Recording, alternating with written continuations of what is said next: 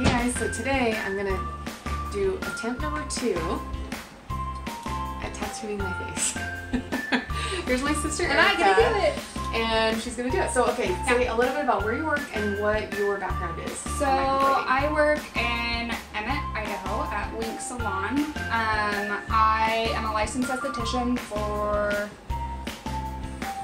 3 or 4 years now, I think. And I went right here. And I got more.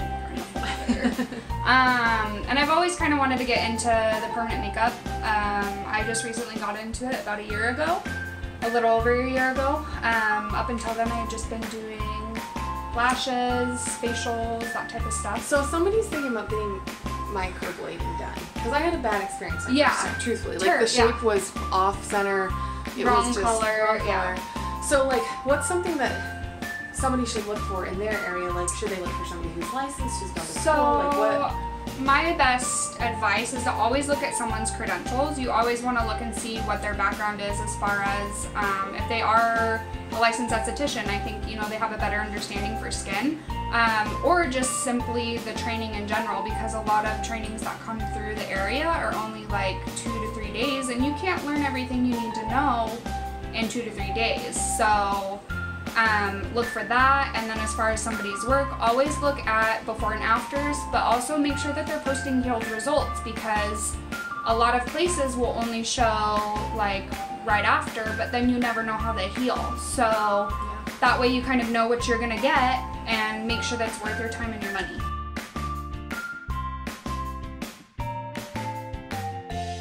Is there something like somebody like me could come in and say, okay, I want my brows to look like this, or like, is there something that like somebody like me could do to make it your job easier, or like to get better results? I think that it's always easier when you bring in like pictures of brows that you like and where you want to get. I mean, obviously you want to be realistic with what you have already, because if you have like absolutely nothing, it's going to take a couple more than just the 2 sessions. You know, it'll take additional sessions to get that built up and to get it to look natural and to get it to look the way you want it to get. But I mean, pictures are great, references and stuff like that. And I don't know how you do it, so we'll see. What? But when my hair's like sticking out. It's okay, my hair's all over. When the other gal did it, she drew the outline on my brow, and I should have at that moment said, it's too thick, but I didn't. I was like, oh, she knows what she's doing. It'll look good when it's done. And so really trust your own, like if you...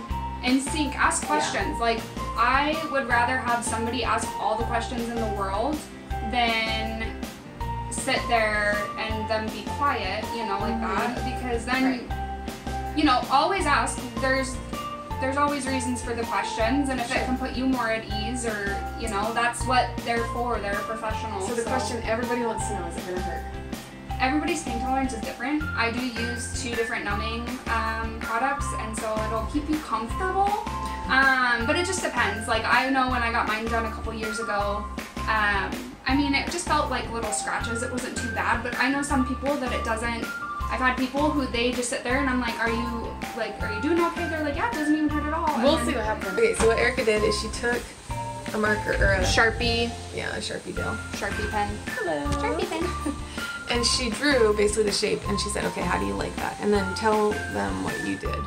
So you measure from the middle crease in the nostril here, and that's where you want your brow to start. And then you can measure from here, and that's where you want your tail to end. And then about where, it's hard to explain this, the color of the eye. So if you were to look straight, that makes sense. It would, yeah, that's where you want your arch to be. So, and you just want it to be nice and gradual. We'll take off all this excess down here and then over here. But you just create a nice, I mean, a nice brow. Look at that one. Look at that, yeah. That's much better. I'm excited. Yay! The numbing cream on. She waxed me too. That's why I'm red. Okay, what are we doing now? We're gonna do some color patches on your forehead. Let's do it. Thanks for this is the color. And we'll just let them dry and we'll see how they... So there's 3 different colors. Yeah. Well, there's more than that, but... What's your hunch? Which one do you think? So you always want to go closest to like the natural brow color or like the roots, because that's what's going to look the most natural. especially even when your hair starts to grow out. It'll look more natural. But you don't think I'm a natural blonde? Not bleached blonde, sis. Just not bleached. My hair's not even real, so. It's like half real. I'd say like a quarter real. Yeah, I want to make some Jesus poking out right here. So it could be blood. So what we're doing is just drawing in little semi-permanent lines. I think. It hurts, but it's not like, you know, the worst thing in the world. And I just keep having to sneeze. It's almost like getting scratched with like a safety pin. Yeah. As weird.